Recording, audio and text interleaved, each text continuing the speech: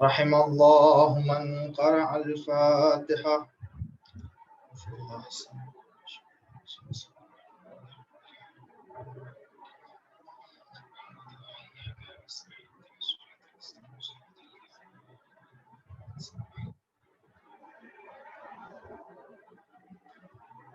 أعوذ بالله السميع العليم من الشيطان اللعين الرجيم. بسم الله الرحمن الرحيم. الحمد لله رب العالمين بارئ الخلائق أجمعين وباعث الأنبياء والمرسلين، ثم الصلاة والسلام والتحية والإكرام على العبد المؤيد والرسول المسدد الذي سمي في السماء بأحمد وفي الأرضين بأبي القاسم مصطفى محمد، وعلى أهل بيته الطيبين الطاهرين المعصومين المظلومين الذين أذهب الله عنهم الرجس وطهرهم تطهيرا. اللهم كن لوليك الحجة ابن الحسن صلواتك عليه وعلى آبائه في هذه الساعة وفي كل ساعة وليا وحافظا وقائدا وناصرا ودليلا وعينا حتى تسكنه أرضك توعا وتمتعه فيها طويلا، وهب لنا رأفته ورحمته ودعاءه وخيره ما ننال به سعة من رحمتك وفوزا عندك. أما بعد، فقد قال الله تبارك وتعالى في كتابه المجيد وهو أصدق القائلين وقوله الحق. بسم الله الرحمن الرحيم. أومن كان ميتا فأحييناه وجعلنا له نورا يمشي به في الناس كمن مثله في الظلمات ليس بخارج منها. صلاۃ پڑھ محمد و آل محمد پر۔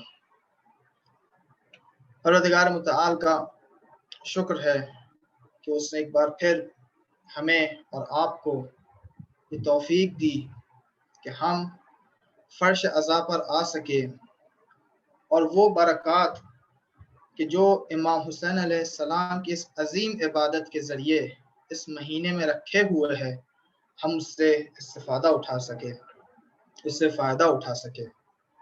اگرچہ فرش عزا پچھلے سال یہ تھی کہ ہم ایک سینٹر میں جمع ہوتے تھے یا لوگ مسجد میں جمع ہوتے تھے، امام بارگاہ میں جمع ہوتے تھے، اور آج اس وبا کی وجہ سے ہم لوگ ایک جگہ اکٹھا نہیں ہو سکے عزاداری کرنے کے لیے۔ لیکن عزاداروں، یہ دیکھیں پروردگار متعال کا معجزہ کہ وہ ایک فرش عزا جو ایک سینٹر میں، ایک مسجد میں، ایک امام بارگاہ میں بچھائی جاتی تھی، آج وہ گھر گھر بچھائی جا رہی ہے، اور ہر جگہ ہر گھر ایک عزا خانہ بنا ہوا ہے۔ یہ مینیفیسٹیشن ہے، یہ تجلی ہے پروردگار متعال کی اس وعدے کی کہ جو رسول اکرم صلی اللہ علیہ وآلہ وسلم کی زبانی جناب فاطمہ الزہرا سلام اللہ علیہا کو دیا گیا کہ ایک قوم ایسی ہوگی کہ جو حشر تلک ان کے اولاد پر روئے گی، ان کے اولاد کی عزاداری کرے گی۔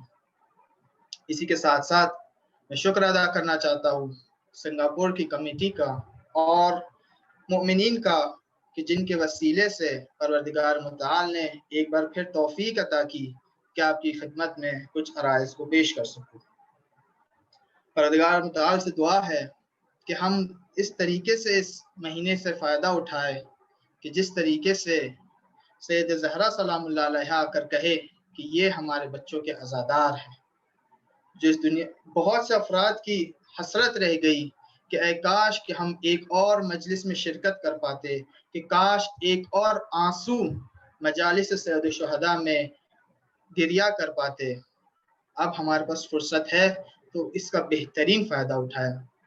جو لوگ اس دنیا سے گزر چکے ہیں پروردگار متعال انہیں سید الشہداء کے ساتھ محشور کرے۔ جو بیمار ہے پروردگار متعال انہیں شفائے عاجلہ اور کاملہ عنایت فرمائے، اور جو لوگ استفادہ کر سکتے ہیں، فائدہ اٹھا سکتے ہیں، عزاداری کر رہے ہیں، پروردگار متعال ان سب کی عزاداریوں کو قبول فرمائے۔ دعاؤں کی قبولی کے لیے ایک بار مل کر صلوات پڑھتے ہیں محمد و آل محمد پر۔ اللہم صلی علی محمد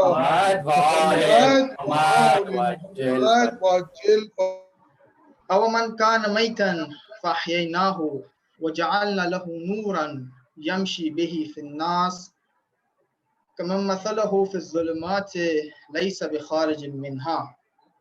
سورہ انعام کی آیت نمبر 122 کہ جس کے اندر آیت نمبر 122 کہ جس کے اندر پروردگار متعال ارشاد فرماتا ہے او من کان میتن، آیا وہ لوگ، آیا وہ شخص کہ جو مردہ تھا، جو بے جان تھا، فاحییناہ ہو پھر ہم نے اسے حیات بخشی، وجعلنا لہ نورا اور حیات بخشنے کے بعد ہم نے اس کے لیے نور قرار دیا، یمشی بہ فی الناس اور اس نور کے ذریعے سے وہ لوگوں کے درمیان زندگی بسر کیا کرتا تھا، کمن مثلہ فی الظلمات آیا اس شخص کی مثال اس شخص کے جیسے ہے کہ جو ظلمات میں ہے، کہ جس کے پاس اندھیرا ہے، روشنی نہیں ہے، ہدایت نہیں ہے، حیات نہیں ہے، لیس بخارج منہا اور یہ جتنی بھی کوشش کرتا ہے اس اندھیرے سے باہر نہیں نکل پاتا ہے۔ آیا پروردگار متعال سوال کر رہا ہے کہ آیا ان دونوں کی زندگی، آیا ان دو لوگ، آیا یہ دو گروپس ایک جیسے ہے، سملر ہے؟ جواب واضح ہے کہ وہ انسان کی جس زندگی میں حیات ہے، جس کی زندگی نورانی ہے، اس کی زندگی کامیاب ہے، اس کی زندگی اور آخرت دونوں سنواری جائے گی، لیکن وہ انسان کہ جو ظلمات میں ہے اس کی زندگی کامیاب زندگی نہیں ہے۔ اور یہ ایک فطری چیز، آپ ایک بچے سے پوچھے اسے کون سی زندگی پسند ہے، نورانی زندگی پسند ہے، کامیابی والی زندگی پسند ہے، سکون دہ زندگی پسند ہے، یا ایسی زندگی پسند ہے کہ جو اندھیرے میں ہے، جہاں پر سکون نہ ہو؟ بچہ بھی کہے گا کہ ہمیں جو ہے کامیابی زندگی پسند ہے۔ تو ایک فطری چیز ہے کہ جو خدا متعال کچھ افراد کو عطا کرتا ہے، اور جب خدا متعال اس نور کو عطا کرتا ہے تو اس کے طور و طریقہ زندگی کا الگ ہوتا ہے دوسروں سے، وَإِلَّا اگر دونوں صحیح رہیں گے، اگر دونوں کا طور و طرز زندگی ایک جیسا رہے گا تو دونوں میں کیا فرق ہے؟ ایک کو جیسے خدا نے نور عطا کیا ہے اور دوسرا جس کے پاس یہ نور نہیں ہے، اگر دونوں کی زندگی سیم ہوئی تو پھر کیا فرق ہے دونوں میں؟ پتہ یہ چلتا ہے کہ کچھ فرق ہونا چاہیے، اور فرق صرف یہ نہیں کہ وہ کھا رہا ہے ہم بھی کھا رہے ہیں، وہ خدا کے آکسیجن کا استعمال کر رہا ہے ہم بھی استعمال کر رہے ہیں، وہ پانی پی رہا ہے تو اس کی پیاس بجھ رہی ہے، ہم بھی پانی پی رہے تو ہماری پیاس بجھ رہی ہے۔ اس کی بات نہیں ہے، بات ایک اور مطلب کی طرف خدا تعالی اشارہ فرما رہا ہے کہ دیکھو وہ انسان کہ جس کے پاس یہ نور آ جاتا ہے اس کے ویلیوز بدل جاتے ہیں، اس کی پرائیورٹیز بدل جاتی ہے، اس کے کرائیٹیریاز بدل جاتے ہیں، اس کی آئیڈیالوجی بدل جاتی ہے، اس کے طرز فکر پر بدل جاتا ہے۔ دیکھیں ہمارے اندر ایسی آئیڈیالوجی ہے، ان افراد کے جیسے ہے ہم کہ جہاں پر کہ جسے خدا متعال نے نور عطا کیا ہے، یا خدا نخواستہ ہماری زندگی ان افراد کے جیسے ہے جو ظلمات میں ہیں اور کتنی بھی کوشش کرے، دن رات محنت کر رہے لیکن پھر بھی لیس بخارج منہا اس سے باہر نہیں نکل پا رہے ہیں۔ دیکھیں مسجد النبی کا واقعہ ہے، رسول اکرم صلی اللہ علیہ وآلہ وسلم بیٹھے ہوئے ہیں، اصحاب ان کے اطراف میں ہیں، ایک فقیر شخص آتا ہے، دیکھتا ہے کہ کہاں پر جگہ ہے، ایک وہاں پر ایک مشہور امیر شخص بھی بیٹھا ہوا تھا رسول کے اطراف میں، وہ انسان جاتا ہے اور وہاں پر بیٹھ جائے امیر کے پاس، اس شخص جو امیر تھا اس کے پاس بیٹھتا جا کر. جب وہ جاتا ہے تو امیر جو شخص تھا اس نے اپنے دامن کو تھوڑا سا ہٹا لیا. غریب انسان آ رہا ہے پاس بیٹھ رہا ہے تو اس نے تھوڑا اپنا سامان ہٹا دیا. اصحاب نے دیکھا، پیغمبر نے دیکھا تو پیغمبر کا رنگ تغیر کر گیا. اس نے شخص کو خطاب کر کے کہا کہ اے شخص، میں جانتا ہوں تو مالدار ہے، لیکن آیا یہ تیرے پاس آ کے بیٹھ جاتا یا اگر اس کے کپڑے تجھ سے ٹچ ہو جاتے تو تجھے خوف تھا کہ اس کی غریبی تجھ تک منتقل ہو جائے گی یا تیرے پیسے اس تک منتقل ہو جائیں گے؟ کیوں اس طریقے سے تو نے بیہیو کیا؟ وہ شخص 2 منٹ کچھ سیکنڈز کے لیے جو ہے اپنا سر جھکایا اور پھر کہا یا رسول اللہ قبول، غلطی ہو گئی مجھ سے. دیکھیں یہ خود ایک بڑا مرحلہ ہے کہ انسان غلطی کرنے کے بعد اسے قبول کرے. ایسا نہیں کہ بہت سی بار ایسا ہوتا ہے کہ ہم لوگ غلطی کرتے ہیں اور اس غلطی کو چھپانے کے لیے ہزار ایکسکیوز اور ایکسپلینیشن بیان کرتے ہیں. یا رسول اللہ ہم تو اپنے کپڑے کو ہٹا رہے تھے تاکہ وہ آرام سے بیٹھ سکے فار ایگزامپل. نہیں، جب اس نے دیکھا کہ غلطی کیا ہے فوراً سوچا، قبول کیا. یا رسول اللہ غلطی ہو گئی، معذرت چاہتا ہوں، معافی طلب کرتا ہوں. صرف معافی نہیں بلکہ میں چاہتا ہوں اسے کمپنسیٹ کروں، میں نے اس کا دل دکھایا ہے، میں چاہتا ہوں اس کو کمپنسیٹ کروں کہ اس کی مجھ سے راضی ہو جائے. خود یہ بھی ایک دوسرا مرحلہ ہے کہ انسان ایک تو غلطی قبول کرے اور صرف سوری سے کام نہ چلائے کہ بھائی غلطی ہو گئی سوری معاف کر دینا، نہیں، بلکہ آگے بڑھے اسے کمپنسیٹ کرنے کی کوشش کرے کہ بھائی آپ کا نقصان ہوا، میں نے آپ کا دل دکھایا ہے، آپ مجھے معاف کر دے اور اس کے بجائے میں آپ کے لیے کچھ کرنا چاہتا ہوں، کچھ نیکی کرنا چاہتا ہوں. رسول نے فرمایا کیا کرنا چاہتے ہو؟ کہا کہ یا رسول اللہ میرے پاس بہت پیسہ ہے، بہت ویلتھ ہے میرے پاس، میں آدھی ویلتھ اس کو دینا چاہتا ہوں. راتوں رات ملینئر. پوچھا رسول خدا نے اے شخص کیا تو قبول کرتا ہے؟ تو اگر ہم اور آپ ہوتے تو شاید ہم میں سے بہت یہ کہتے کہ حلال مال ہے. رسول خدا کہہ رہے کہ بھائی یہ آپ کو ملینئر بنانا راتوں رات، آپ بننا چاہو گے؟ کتنے ایسے ہوگے کہ جو کہیں گے نہیں یا رسول اللہ ہمیں نہیں چاہیے. اس شخص نے کہا یا رسول اللہ شکریہ میں نے اسے معاف کر دیا لیکن مجھے اس کا مال نہیں چاہیے. صاحب پریشان، رات رات کسی کو اپورچونٹی ملے اور کوئی نہ لے، تعجب کی بات ہے. اس شخص نے کہا کہ نہیں آپ کا آفر قبول نہیں کر رہا ہے. لوگوں نے پوچھا کیوں آخر؟ تو اس نے کہا، رسول نے فرمایا کہ آپ خود ہی پوچھے کیوں.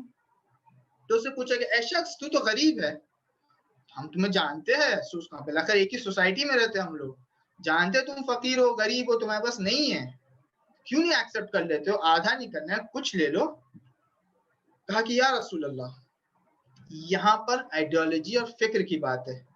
کہا کہ یا رسول اللہ اگر میں یہ لے لیتا اس سے مال تو مجھے یہ خوف تھا کہ جس قدر سے یہ بندہ خدا مغرور ہو گیا ولو ایک سیکنڈ کے لیے، ولو کچھ سیکنڈ کے لیے، اگر ایسا نہ ہو کہ میں اس کا پیسہ لے لوں تو وہ غرور، وہ گھمنڈ میرے اندر بھی آ جائے. یعنی انسان جب اس مرحلے پر پہنچ جاتا ہے کہ نور اس کی زندگی میں آ جائے تو وہ قبول نہیں کرتا کہ ولو ایک لمحے کے لیے بھی مسیر بندگی سے باہر چلا جائے. یہ نور کی مثال. دیکھیں عیسیٰ میں تمار پتا ہے کہ یہ درخت، امام علی سے فرما رہے کہ یہ درخت اس پر تمہیں لٹکایا جائے گا، تمہاری زبان کو کاٹا جائے گا، لیکن حضرت عیسیٰ کیا کرتے؟ اسی درخت کو پانی دے رہے. کیوں؟ اس لیے کہ وہ موت کے جو ولایت کے راستے پر آئے وہ کئی گنا بہتر موت ہے. اس کے مقابلے میں فرعون کا مثال دیکھیں، جیسے فرعون کو پتا چلا کہ ایک بچہ آنے والا ہے، کب آئے گا پتا نہیں ہے، بس آنے والا ہے، اس نے تمام بچوں کو قتل کر دیا. تو فرق دیکھیں کس قدر سے اگر کسی کی زندگی میں نور آ جائے تو اس کا بیہیویئر کیسے بدل جاتا ہے، اس کی آئیڈیالوجی کیسے بدل جاتی ہے، اس کا فکر کرنے کا طریقہ کس طریقے سے بدل جاتا ہے، اس کی زندگی کے جو مہم تصمیمات ہے، جو مہم اس سے انتخاب کرنا رہتا ہے تو کس طریقے سے انتخاب کرتا ہے. اصحاب سید الشہداء شب عاشور امام نے سب کو کہہ دیا تھا جو بھی کل یہاں رہے گا شہید ہوگا. اس سے واضح سب سے کہتے جو بھی رہے گا شہید ہوگا، لیکن کوئی بھی اصحاب گیا؟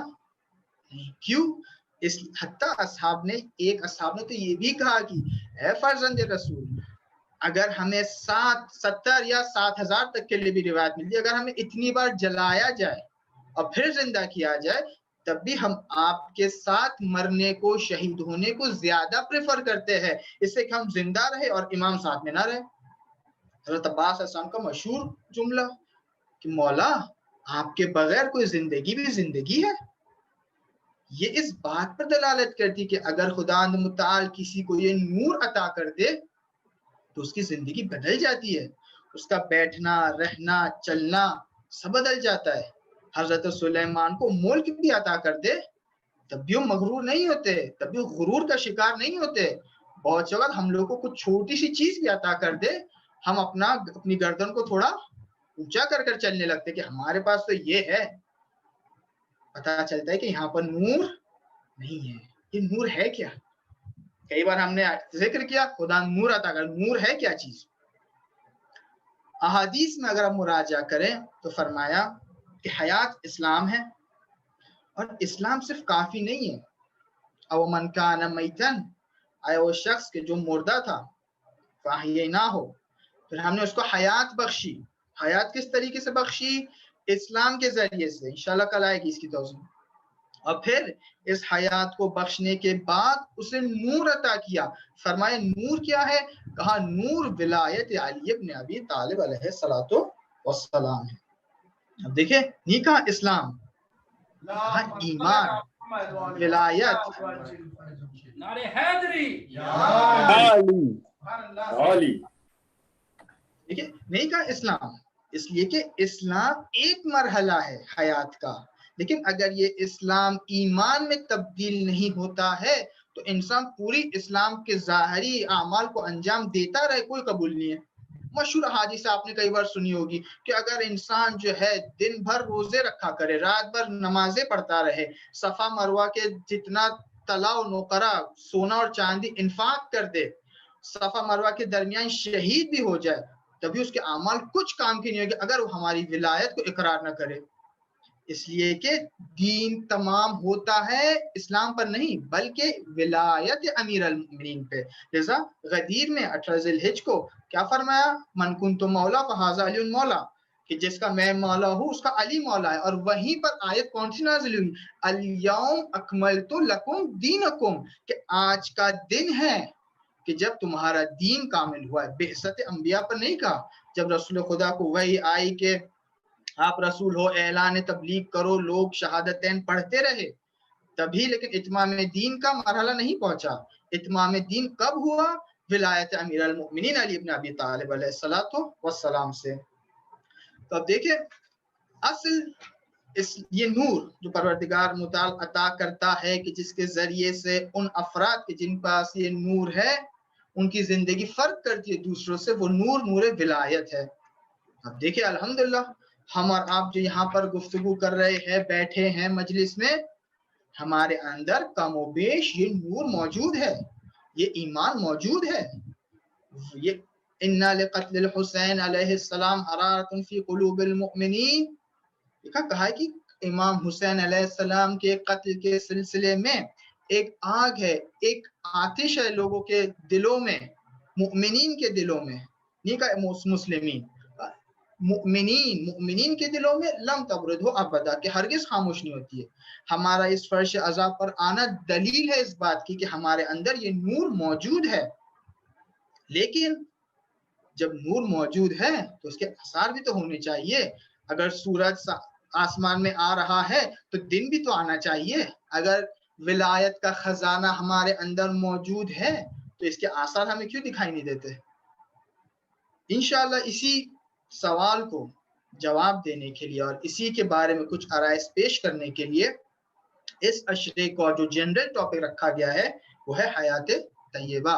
اس لیے کہ اگر انسان کے پاس یہ نور آ جائے تو اس کی زندگی بدل جاتی ہے۔ اگر انسان کے پاس یہ نور آ جائے تو اس کے ویلیوز بدل جاتے ہیں، اس کے کرائٹیریا بدل جانے چاہیے۔ اگر نہیں بدل رہے ہیں تو پتہ چلتا ہے نور تو ہے۔ اب دیکھیں ایک بلب کو آپ اس کے اطراف میں ایک بلیک کوئی پاٹ میں رکھ دے، بلب کو، نور آئے گا باہر؟ نہیں آئے گا. لیکن آپ جیسا پاٹ کو صاف کرتے رہیں گے، اس یا پاٹ ٹرانسپیرنٹ ہو جائے تو آپ کو نور کی کرنیں بھی دکھائی دے گی، نور کا اثر بھی دکھائی دے گا.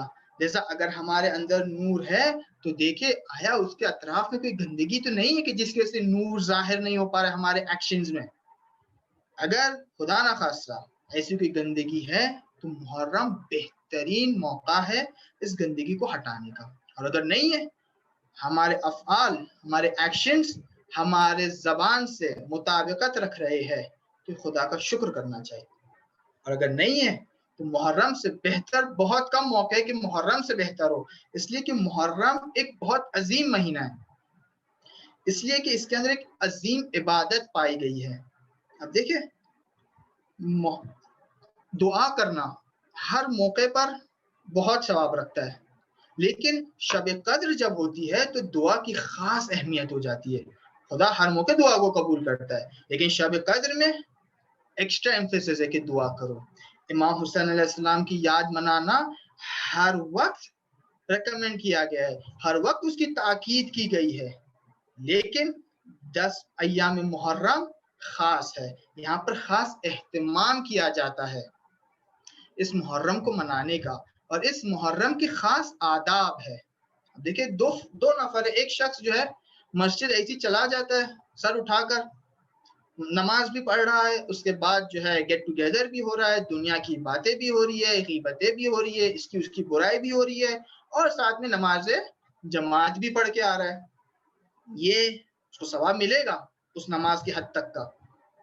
اور ایک دوسرا شخص ہے کہ جسے پتہ ہے کہاں جا رہا ہے، توجہ کے ساتھ جا رہا ہے کہ میں مسجد جا رہا ہوں جہاں خدا کا گھر ہے، خدا سے نسبت دی گئی ہے اس مکان کو.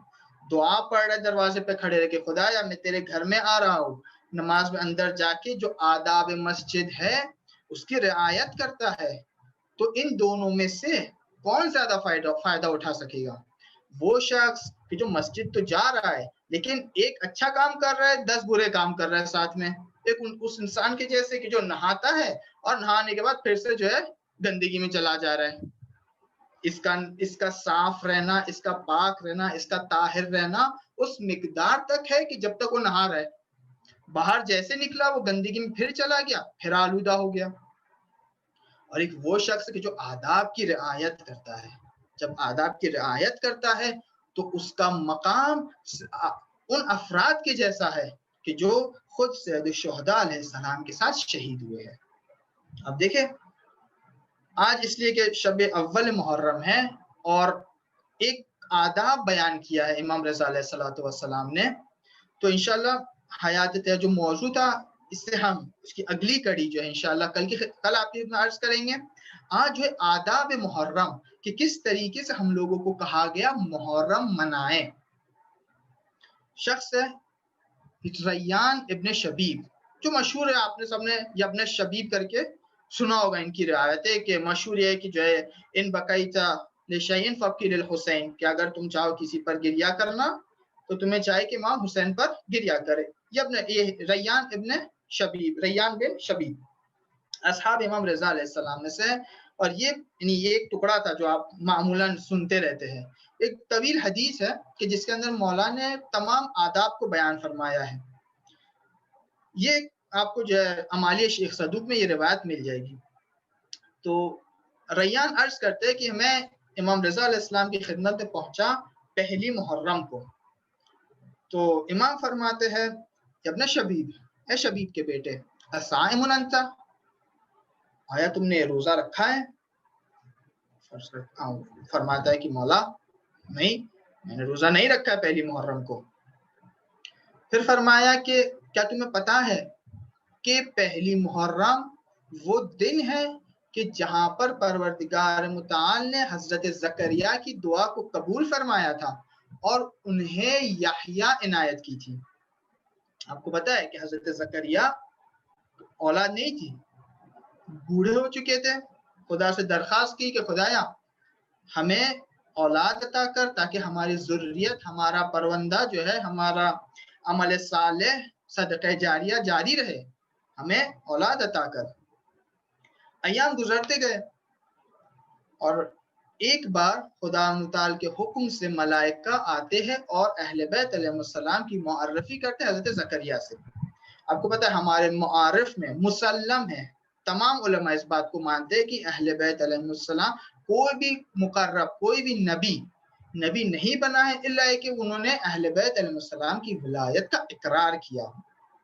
تو جب معرفی کی گئی اہل بیت علیہ السلام کے حضرت زکریا کو، حضرت زکریا معرفی ہوئی رسول خدا صلی اللہ علیہ وسلم کی، امام علی مرتضیٰ کی، جناب فاطمہ الزہرا سلام اللہ علیہ کی، امام حسن علیہ السلام کی، اور جب امام حسین علیہ السلام کا نام آتا ہے تو زکریا کہتے کہ ملائکہ یہ کس کا نام تھا؟ دل میں بے چینی ہونے لگی. کہا کہ یہ حسین ہے. کہا کہ کیوں ایسا ہوتا ہے کہ جب آپ نے ان کا نام لیا تو دل بے چین ہو گیا. تو اللہ کے حکم سے ملائکہ نے پوری کربلا کی داستان انہیں سنائی. اور روایت میں ملتا ہے کہ حضرت زکریا اس قدر گریہ کیا انہوں نے کہ 3 دن تک بیت المقدس میں رہتے تھے. 3 دن تک انہوں نے کسی سے بات نہیں کی، گھر کے باہر نہیں نکلے، صرف عزا منائے تھے. پھر حضرت نے دعا کی، پروردگارا میں چاہتا ہوں کہ وہ ثواب، یہاں سے امپورٹنٹ، وہ ثواب کہ جو تو نے اب تیرے نبی کو عطا کیا، اس قربانی کے بدلے میں چاہتا ہوں اس غم میں اور اس ثواب میں شریک ہو جاؤں. تو تو مجھے ایسا بیٹا عطا کر اور پھر میرے دل میں اس کے نسبت اس قدر محبت عطا کر کہ جب وہ مر جائے، جب وہ شہید ہو جائے تو میں بھی غمگین ہوں، اس لیے کہ حسین کے نانا غمگین ہوئے تھے. تو پروردگار متعال نے ان کی دعا کو قبول کیا. وہ جو دعا قبول کی وہ پہلی محرم کو تھی. کہ پھر آپ کو پتہ ہے کہ حضرت یحییٰ بہت چاہتے تھے حضرت زکریا، اور حضرت یحییٰ کی شہادت بھی بہت ہی رقتوار طریقے سے ہوئی تھی. حتیٰ ان کا سر جو ہے ظالم کے دربار میں لے گیا تھا، سر کے ساتھ بے حرمتی کی گئی تھی، اور جو باقی داستان شاید پچھلے محرم میں آپ کی ہم نے عرض کی تھی.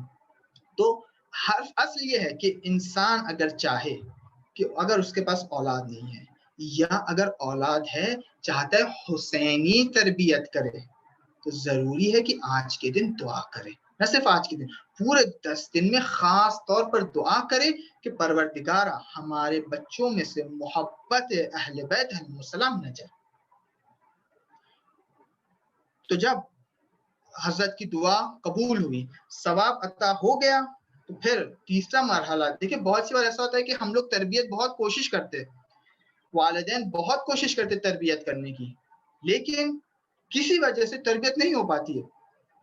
دیکھیں مشہد کا واقعہ ہے، 2 نیبرز تھے، ایک جو ہے اور تقریباً دونوں کے یہاں پہ سیم ٹائم پہ ولادت ہوتی ہے. ایک جو ٹرک ڈرائیور تھے اور دوسرے جناب جو ہے وہ جن کا جو نارمل جاب رہتا ہے 8-10 گھنٹے والا وہ. تو جو یہ ٹرک ڈرائیور جو تھا، آپ کو پتا ہے کہ جو ان کا گھر میں رہنا ہمیشہ ہوتا نہیں ہے، کئی دنوں تک مسافرت پہ رہتے ہیں، اتنا ٹائم نہیں دے پاتے. اور وہ جو دوسرے تھے انہوں نے بہت اہتمام کیا تربیت کے لیے، فیملی ٹائم دیا، بچوں کو ٹائم دیا، دینیات سکھائی اچھے سے. اور جو دوسرے شخص تھے انہوں نے بھی دینیات سکھائی، لیکن جتنا ٹائم وہ دینا چاہتے تھے اتنا نہیں دے سکے. ایام گزرے، بچے بڑے ہو گئے، لیکن دیکھا کہ جو ہے دونوں بچوں میں فرق ہے. وہ جس نے زیادہ اہمیت دی تھی، زیادہ تربیت کرنے کی کوشش کی تھی، اس کا بچہ دیندار تو ہے، مذہبی ہے، لیکن اس کے جیسا نہیں ہے کہ جو ٹرک ڈرائیور کا بچہ کہ جس نے اتنی محنت نہیں کی تھی، جتنی چاہتا تھا اتنی محنت نہیں کر سکا تھا. عند اللہ، کیا ہے خدا کے نزدیک کون افضل ہے؟ مجھے اس سے کام نہیں ہے. فعلا ظاہر دینداری میں جو ٹرک ڈرائیور کا بچہ تھا وہ زیادہ متدین تھا، زیادہ دیندار تھا کمپیئر ٹو اس کے. یہ بھی دیندار تھا لیکن اس حد تک نہیں تھا. تو ایک دن باپ کا دل بھر آیا، کہا کہ میں نے اتنی محنت کی تھی لیکن پھر بھی جو ہے میں دیکھ رہا ہوں میرا بچہ ویسا نہیں تربیت ہوا جیسا میں چاہ رہا تھا. وہ جا کے اس سے کہتا ہے، ٹرک ڈرائیور سے درد دل کر رہا تھا کہ تم نے کیا ایسا کیا. تو اس نے کہا کہ تم صحیح کہہ رہے ہو، میں اتنا ٹائم نہیں دے پا رہا تھا میری جاب سچویشن کی وجہ سے، لیکن میں جب بھی امام رضا اسلام کے روضے سے گزرتا تھا میں وہاں پر رکتا تھا، سلام کرتا تھا اور امام سے کہتا تھا یا ابن رسول اللہ، میری جو بھی سچویشن آپ جانتے ہو، صحیح ہے، بری ہے، میں نے غلط چوز کیا تھا، اب یہ ہے جو میرے پاس ہے، میں اپنے بچے کو اس زیادہ ٹائم نہیں دے پا رہا ہوں، آپ اس کی تربیت کریے گا۔ دیکھیے بچوں کی حسینی تربیت کرنا بغیر امام حسین کے ممکن نہیں ہے، لہٰذا اگر کوئی چاہتا ہے کہ اپنے بچوں کی تربیت بھی اگر کرے تو یہ 10 دن ایسے کہ جہاں پر دعا کرے، زہر و قطار دعا کرے۔ کیوں؟ ایک شخص آتا ہے امام علی علیہ السلام کے پاس، عرض کرتا ہے یا امیر المؤمنین مجھے بچائیے۔ کیا ہو گیا؟ کہا کہ جو ہے میرا ایک جوان لڑکا ہے، میرے دل میں آپ کی بہت محبت ہے، میں آپ کو بہت چاہتا ہوں، لیکن جو میرا جوان ہے اس کے دل میں اتنی ہی نفرت ہے آپ سے، جتنا میں آپ کو چاہتا ہوں اتنا ہی میرا بچہ آپ سے متنفر نفرت کرتا ہے، نہیں پتا کیوں۔ تو امام نے کہا کہ کیا چاہتے ہو؟ کہا کہ میں چاہتا ہوں کہ آپ کی ولایت اس کے دل میں بھی ہو، یہ بھی آپ کا شیدائی بنے، یہ بھی آپ کا محب بنے۔ تو امام اس جوان کی طرف نگاہ کرتے ہیں اور وہ جوان کہتا ہے کہ یا علی، اس لحظے سے پہلے تک دشمن ترین شخص، متنفر ترین شخص میری نظر میں آپ تھے، لیکن آج کے بعد، اس لمحے کے بعد محبوب ترین شخص آپ ہے۔ تو باپ فرماتے یا علی تم نے کیا کیا اس کے دل کے ساتھ کہ اس طریقے سے یہ بدل گیا، اس طریقے سے یہ پلٹ گیا؟ تو امام علی نے فرمایا نظرت الی قلبہ، میں نے اس کے دل کی جانب دیکھا۔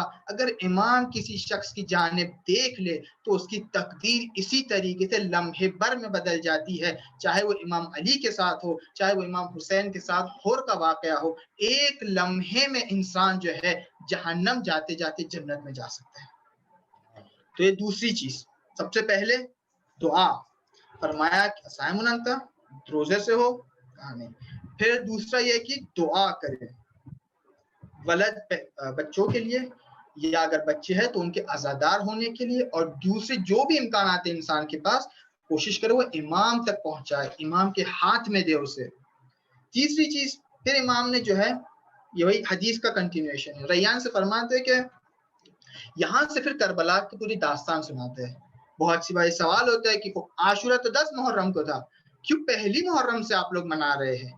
اس لیے منا رہے ہیں، امام رضا علیہ السلام نے پہلی محرم کو ہی ریان سے فرمایا کہ دیکھو کربلا میں ایسا ایسا ہوا، یہ مصائب ڈھائے گئے۔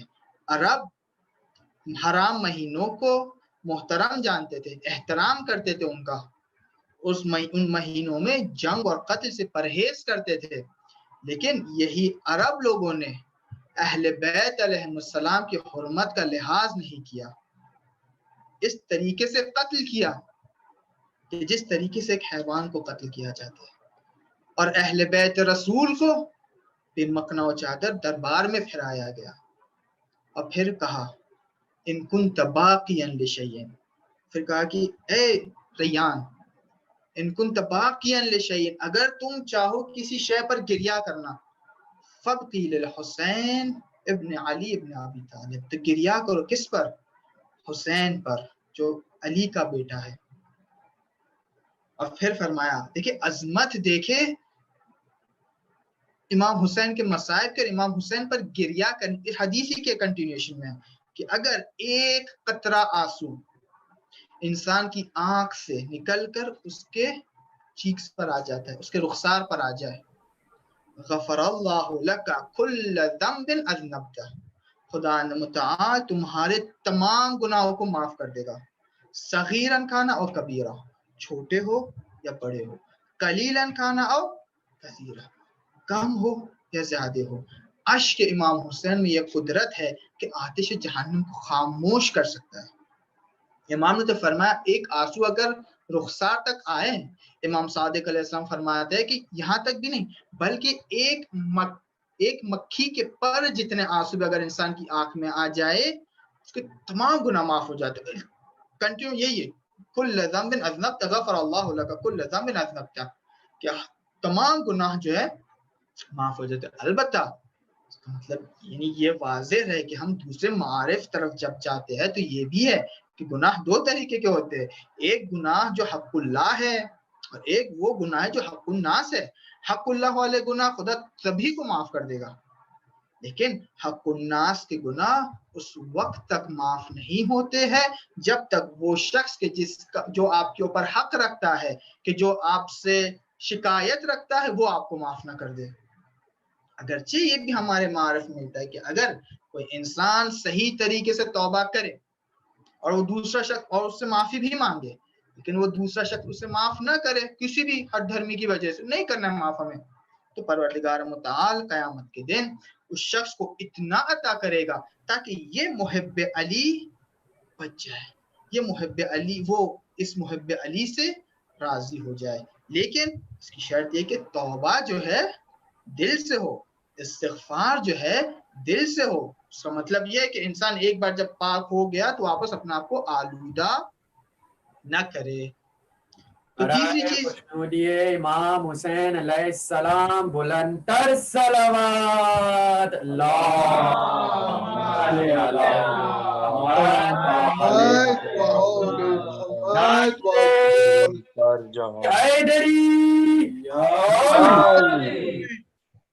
دیکھیے حتیٰ امام رضا خود فرماتے ہیں کہ جب پہلی محرم آ جاتی تھی تو ہمارے بابا کے ہونٹوں پر کوئی مسکراہٹ نہیں دیکھتا تھا، اور تمام ائمہ کا یہی ساتھ، یعنی ایک امام سے اگر یہ چیز ثابت ہو جائے تو تمام امام کے لیے ایک ہی بات ہے۔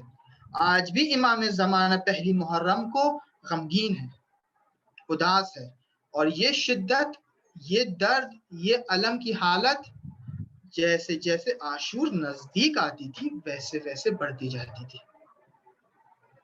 اگلا دستور جو فرمایا کہ دیکھو اگر تم چاہتے ہو کہ خدا سے ملاقات کرو قیامت کے دن تو تم امام حسین کی زیارت کرو۔ شب جمعہ بھی ہے، شب جمعہ کے لیے بھی یہی دستور ہے کہ اگر کوئی انسان شب جمعہ امام کی زیارت کرتا ہے تو وہ عرش میں خدا سے ملاقات کر رہا ہے۔ یعنی کیا؟ دیکھیے کئی بار کہ ایک ایونٹ ہے، ایک جو مین پرسنالٹی رہتی ہے اس میں وہ سب سے آگے پرسنلی تو نہیں ملتا ہے، دوسرے ہے اس کے خدمت کار جو ہے اس کا دھیان رکھ رہے ہیں، اس کو کسی چیز کی تکلیف نہ ہو، ایکسیٹرا ایکسیٹرا۔ لیکن ویسی قیامت کے دن خدا کا مقام عز و جل، ملائکہ حساب کتاب کر رہے لوگوں کا، لیکن اگر کوئی شخص امام کا زائر بن جائے تو خود وہ جو موسٹ امپورٹنٹ پرسن ہے یا وہ جو موسٹ امپورٹنٹ شے ہے یا اللہ تبارک و تعالی ہے، وہ انسان ان سے ملاقات کرتا ہے۔ کہ کتنی بڑی عظمت ہے کہ انسان جو ہے جو مالک یوم الدین ہے، تمام اختیارات اس کے زیر اختیار میں ہے، اس سے جا کے ملاقات کر رہا ہے۔ کیوں؟ اس لیے کہ یہ امام حسین کا زائر تھا۔ شخص آیا امام کے پاس، چھٹے امام کے پاس، اور فرماتا ہے، امام نے اس سے فرمایا کہ کیا تم نے آج امام کی زیارت کی، امام حسین کی زیارت کی؟ کہا نہیں۔ کہا تم نے ہمارے حق میں جفا کی؟ کہا کی۔ ہفتے میں ایک بار زیارت کرتے ہو؟ کہا نہیں۔ کہا مہینے میں ایک بار زیارت کرتے ہو؟ کہا نہیں۔ اب یہ آہستہ آہستہ شرمندگی سے پانی ہو رہا ہے۔ امام اس سے فرماتے کہ شخص یہ بتا سال میں زیارت کرتے ہو؟ کہا مولا جب امکان ہوتا ہے میں زیارت کرنے جاتا ہوں، لیکن سال میں ایک بار یا مہینے میں ایک بار یا ہر روز میرے لیے ممکن نہیں ہے۔ تو امام فرماتے تم ہمارے حق میں جفا کرتے ہو۔ تو کہا مولا لیکن کس طریقے سے ممکن ہے؟ میں مدینہ میں ہوں، امام کربلا میں ہے، آج کا اگر زمانہ ہو تو آج کل پینڈیمک چل رہا ہے، ہم اپنے شہر سے باہر نہیں جا سکتے، کربلا تک کیسے جائیں گے؟ تو امام نے فرمایا کہ جب بھی تم زیارت کرنے کا ارادہ کرو، جب بھی تم زیارت کرنا چاہو حسن زیارت کرو، اپنے چھت پر جاؤ یا کھلے ایریا میں جاؤ، داہنی طرف لیفٹ سائڈ دیکھو، رائٹ سائڈ دیکھو، اور پھر کربلا کا رخ کر کے اپنے سینے پر ہاتھ رکھ کے کہو صلی اللہ علیہ یا ابا عبداللہ، صلی اللہ علیہ یا ابا عبداللہ، صلی اللہ علیہ یا ابا عبداللہ۔ اب دیکھو کس طریقے سے، اور تمہارا ثواب جو ہے زیارت کا اس شخص کے جیسا ہوگا کہ جس نے امام حسین علیہ السلام کی زیارت کی۔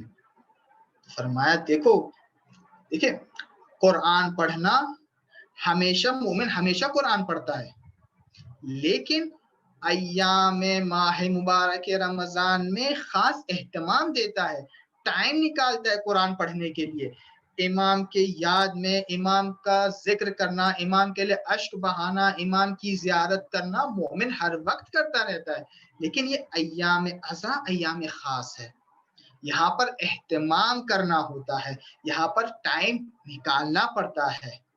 کیوں؟ اس لیے کہ اس کے عوض جو ملتا ہے انسان کو وہ انسان سوچ بھی نہیں سکتا ہے۔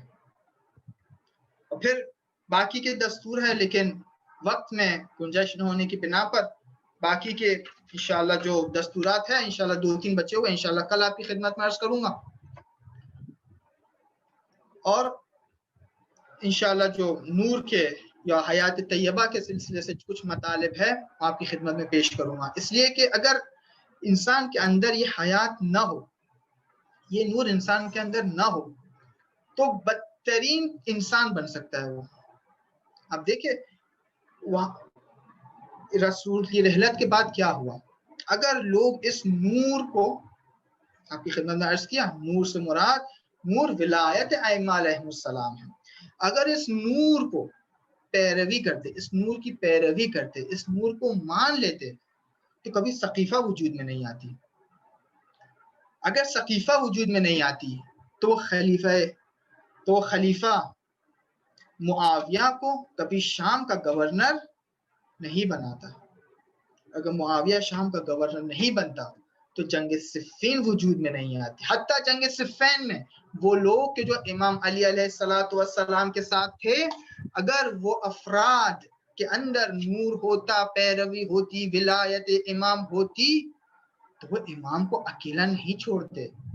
پیروی کا نمونہ دیکھیں، مالک اشتر خیام معاویہ تک پہنچ چکے ہیں۔ دیکھیں پہلے ایسے تھے کہ انسان گن مارتے ہوئے آگے جا رہے ہیں، تلوار سے لڑتا ہوا، کوشش کرتا ہوا معاویہ کے خیمے تک پہنچا، لیکن امام نے کہا مالک تمہارا امام خطرے میں ہے، واپس آ جاؤ۔ مالک ایک قدم ہے مولا، کہا کہ نہیں، اطاعت یہ ہے کہ تم واپس آ جاؤ۔ مالک واپس آ گئے۔ اگر لوگوں کے اندر ولایت ہوتی تو امام کو تنہا نہ چھوڑتے، اور اگر تنہا نہ چھوڑتے تو آج کربلا نہ ہوتی۔ معاویہ جب مر رہا تھا، جب بستر مرگ پر تھا، بیماری میں مبتلا ہو چکا تھا، اسے پتا تھا کہ اب وقت ختم ہو گیا ہے، دنیا کی لذتیں اٹھانے کا وقت ختم ہو گیا ہے۔ اس نے یزید کو بلایا، کہا یزید دیکھو، میں نے تمام عرب کے جتنے بھی بڑے بڑے لوگ تھے سب کو میں نے خاموش کر دیا ہے، لیکن 3 لوگ ایسے ہیں، کئی کچھ روایتوں میں 4 ہے، کچھ میں 3 ہے، 3 ایسے لوگ ہیں کہ ان کے سامنے خاص احتیاط کرنا۔ کون؟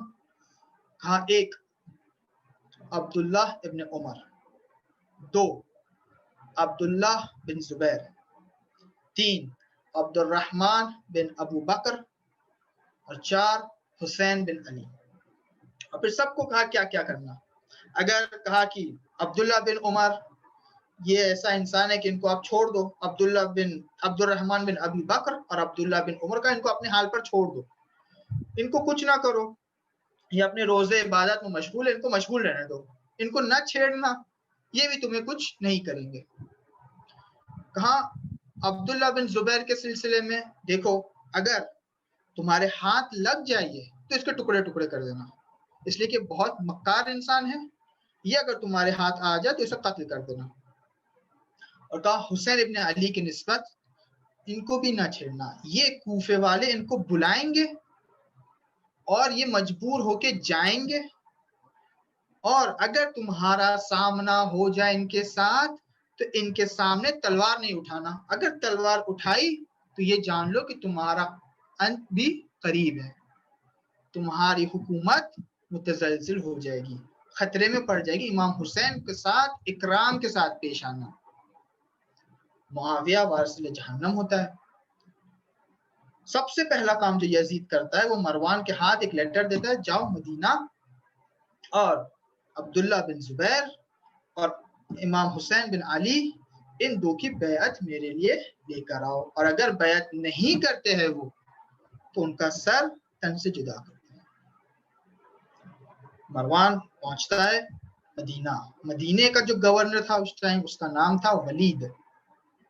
मरवान आता है वलीद के पास, वलीद को लेटर दिखाता है, कहा कि अब क्या किया जाए, इसलिए कि वलीद उनमें से नहीं था जो फौरन इमाम को कत्ल करना चाहे, लेकिन मरवान यजीद की तरफ से आया हुआ है। तो कहा कि क्या किया जाए, कहा लेटर में लिखा हुआ है क्या करना है आपको, आप भेजे और बुला कर लाए। शख्स चाहता है, बनी हाशिम के महल्ले में जाता है, देखा इमाम हुसैन वहां पर नहीं है। अब्दुल्ला बिन जुबैर के पास जाता है, देखा वो भी नहीं है। कहाँ है, कहा मस्जिद में, मस्जिद नबवी में है। तो दोनों जाते मस्जिद, तो ये शख्स जाता है मस्जिद नबवी, देखता है कि दोनों वहां पर मौजूद है, इमाम हुसैन भी और अब्दुल्ला बिन जुबैर भी है। तो जब मस्जिद पहुंचता है तो पैगाम दिया, तो अब्दुल्ला बिन जुबैर इमाम से कहते हैं कि क्या हुआ, तुम्हें क्या लगता है। इमाम फरमाते हैं कि मुझे लगता है कि मुआविया वासिल जहन्नम हो चुका है और यजीद सरकार आया है और चाहता है कि हम लोगों से जल्द अज जल्द बैत ले ले। तो जुबैर पूछा तुम क्या करोगे, जाओगे दरबार में, कहा मैं दरबार जाऊंगा। तो कहा लेकिन तुम्हें असीर कर देंगे, मुमकिन है तुम्हें वहां पर कत्ल कर दे। इमाम ने उससे एक बार कहा कि जुबैर मैं अकेला नहीं जाऊंगा, मैं अब्बास को लेकर जाऊंगा, मैं अली अकबर को लेकर जाऊंगा, मैं जवानान बनी हाशिम को लेकर जाऊंगा। अगर मैं इनके साथ गया तो दुश्मन मेरा कुछ नहीं कर सकता है। हाँ सादारो, असर आशूर का भी वो मंजर तस्वुर करो कि जब इमाम हुसैन अकेले रह गए, अब जाना चाहते दुश्मन की तरफ, कभी फुरात की तरफ देखते हैं, कहते हैं अब्बास तुम्हारा भाई जालिम के सामने अकेला जा रहा है। कभी कहा बेटा अकबर उठो, बाप जालिम के सामने अकेला जा रहा है। कभी जवाना ने बनी हाशिम को मुखातब करके कहा, जवाना ने बनी हाशिम उठो, देखो तुम्हारा आका किस तरह मायूसी के साथ जालिम की तरफ जा रहा है। और आजादारों आपको पता है कि जब जालिम देख रहे थे कि इमाम हुसैन अकेले हैं तो किस कदर ताने मार रहे थे, कह रहे थे ए हुसैन वो अब्बास के जिस पर तुम्हें नाज था, वो अली अकबर जो तुम्हारा बेटा जिस पर तुम्हें नाज था, वो कहाँ है, जल्दी आओ मैदान में, ताखीर क्यों कर रहे हो। इमाम हुसैन मस्जिद से बाहर निकलते हैं, बनी हाशिम के महल्ले में जाते हैं, बनी हाशिम के जवानों को आवाज देते हैं। जैसे ही सदा जनाब ज़ैनब तक पहुंची, जनाब ज़ैनब भागे आती है, बाहर आती है, कहती है भैया रात का वक्त है, जालिम के दरबार में क्यों जा रहे हो, न जाओ खतरा है। इमाम ने फरमाया बहन हाँ मुआविया मर चुका है, शायद यजीद मुझसे बैअत तलब करने के लिए मुझे बुला रहा है, मैं अकेला नहीं जा रहा हूँ, मेरे साथ जवानान बनी हाशिम है। ज़ैनब को करार आ गया, ज़ैनब को इत्मीनान आ गया। लेकिन हाँ एक मरहला वो भी था कि जब असर आशूर इमाम सबसे रुखसती कर चुके हैं, अब मक्तल की तरफ जा रहे हैं, आवाज जनाब ज़ैनब आवाज देती है महलन महला इब्न ज़हरा, ऐ फर्जंद ज़हरा जरा आहिस्ते आहिस्ते जाना, ज़ैनब को करार नहीं आ रहा है, अकेले मक्तल की तरफ जा रहे हो। ज़ैनब को करार आया, इमाम चलते हैं बजवाना ने बनी हाशिम के साथ वलीद के दरबार में पहुंचते हैं। कहा कि देखो तुम लोग बाहर खड़े रहो, मैं अंदर जा रहा हूं, अगर मेरी आवाज बुलंद हो तो वारिद हो जाना, इसलिए कि मुझे अकेले बुलाया है, मैं अकेला जाता हूँ अंदर, देखता हूँ क्या काम है मुझसे। इमाम अंदर जाते हैं, वलीद कहता है कि वलीद कहता है कि हुसैन यजीद का नामा आया है, कहा है कि मैं आज से अमीर अल मोमिनीन हो गया, आपकी बैअत चाह रहा है। तो इमाम वलीद से कहते हैं वलीद रात का वक्त है, दिन के टाइम पे बैअत ली जाती है, अकेले में नहीं सबके सामने बैअत लेना, दिन हो जाने दो, दरबार सजाना, फिर मुझे बुलाना, फिर मैं बताता हूँ किसकी बैअत की जाती है, कैसे बैअत की जाती है। वली चुप हो गया। इमाम हुसैन पलट के बाहर जा रहे थे तो इतने में मरवान कहता है वलीद हुक्म पूरा इजरा नहीं किया तुमने। हुक्म ये था कि अगर बैत न ले सको तो सर को तन से जुदा कर देना। इमाम पलट कर कहते हैं, ए मलऊन, तू मुझसे बैत लेना चाह रहा है, तू मुझे कत्ल करेगा? ए वलीद, या तू मुझे कत्ल करेगा? इमाम की आवाज बुलंद हुई। जवानाने बनी हाशिम आगे बढ़ते हैं। हजरत अब्बास उस गुस्ताख के पास जाना चाहते हैं, लेकिन इमाम फरमाते हैं, अब्बास ये करबला नहीं है, अभी रुक जाओ आजिज़ो। ये ऐसा बाबुल हवाइज है कि जिसकी मुरादें पूरी नहीं होती है।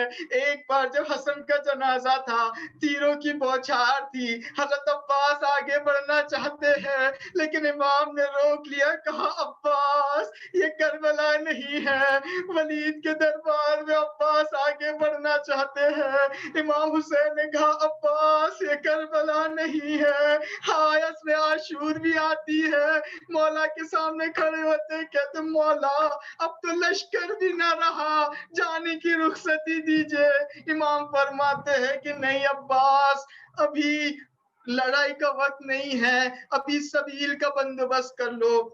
अलगरज इमाम वापस पलट आते हैं और रिवायत में लिखा है कि 2 या 3 दिन के फासले के बाद इमाम मदीने से रवाना होते हैं। और इन 2-3 दिन में हर रात रसूल के रोजे पर जाते थे, रसूल की कब्र पर जाते थे, गिरिया उजारी करते थे, फरमाते थे, या रसूल अल्लाह, आपकी उम्मत ने हमें मदीने में रहने नहीं दिया, दिल आपसे लगा हुआ था, लेकिन उम्मत हमें आपसे जुदा कर रही है। लेकिन सफर के एक रात पहले इमाम पर गश्तारी होती है। इमाम देखते हैं कि रसूल खुदा ख्वाब में फरमाते हैं कि ए हुसैन, वादा पूरा करने का टाइम आ चुका है, वादा पूरा करने का वक्त आ चुका है, इस्लाम को तुम्हारी जरूरत है। इमाम ने आंखें खोली, इस्तिरजा किया, इन्ना लिल्लाह व इन्ना इलैहि राजिऊन। वहां से रुखसत होके भाई हसन के पास आते हैं, भाई हसन से रुखसत होते हैं और फिर जनाब ज़हरा की कब्र पर जब पहुंचते हैं, अपने आप को कब्र से गिरा दिया और फरमाया, या उम्मा अलैकि मिन्नी सलाम। ए वालिदा ज़हरा, अब हुसैन मदीना छोड़कर जा रहा है। बनी हाशिम के महल्ले में पहुंचे, दस्तूर दिया कि कहा कि अब मदीना हमारे रहने के लिए नहीं रहा, हम यहाँ से कूच कर जाएंगे। रावी है अब्दुल्ला बिन सनान कहता है कि 28 रजब का दिन था, मैं मदीने के बनी हाशिम के महल्ले में पहुंचा तो मैंने देखा कि लोग उदास है। मैंने पूछा, क्या हुआ है, खैर तो है, खैरियत तो है, क्यों लोगों के चेहरे उतरे हुए हैं? तो एक ने कहा कि ए शख्स, तुम्हें पता है अहले बैत रसूल मदीना छोड़कर जा रहे हैं और ये उनकी अमारिया तैयार हो रही है। एक नाका आता है, एक नाके पर सामान बांधा जाता है, उसके बाद अमारिया आती है, एक अमारी आती है तो शहजादा कासिम आगे बढ़ते हैं, एक अमारी आती है अली अकबर आगे बढ़ते हैं, तीसरी अमारी पर हजरत अब्बास आगे बढ़ते हैं। लेकिन एक वक्त ऐसा आता है कि अली अकबर भी खड़े हो गए, हजरत कासिम भी खड़े हो जाते हैं, हजरत अब्बास भी खड़े हो जाते हैं, इमाम हुसैन भी पूरे कद खड़े हो जाते हैं। शख्स ताज्जुब करके पूछता है कि हर बीबी आ रही थी, एक शख्स जाके सवार कर रहा था, ये कौन मोहतरमा है कि जिसके लिए तमाम बनी हाशिम खड़े हो गए हैं? तो आवाज आई कि ये ज़ैनब है, ज़ैनब बिन्ते अली, वही के जिसको इमाम जब मदी कूफा में लाना चाह रहे थे तो अंधेरे का इंतजार करते थे, रात का इंतजार करते थे, लेकिन हाँ ये वही ज़ैनब है कि करबला के बाद दरबार सजे हुए दरबार में बेचादर जिसको दर दर फिराया जा रहा है।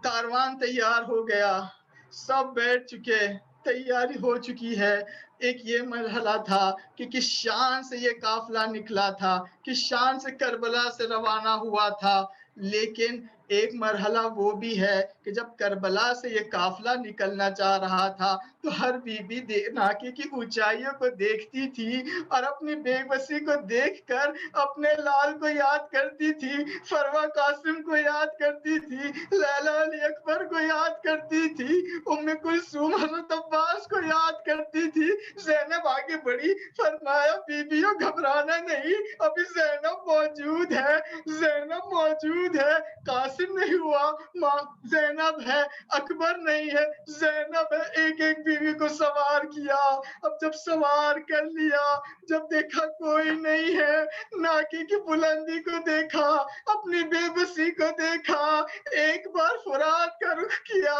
کہا عباس بہن کو سوار کرنے نہیں آؤ گے، ایک بار مقتل کی جانب دیکھا، کہا حسین بہن سوار ہونا چاہ رہی ہے، کوئی مدد کرنے کے لیے نہیں ہے۔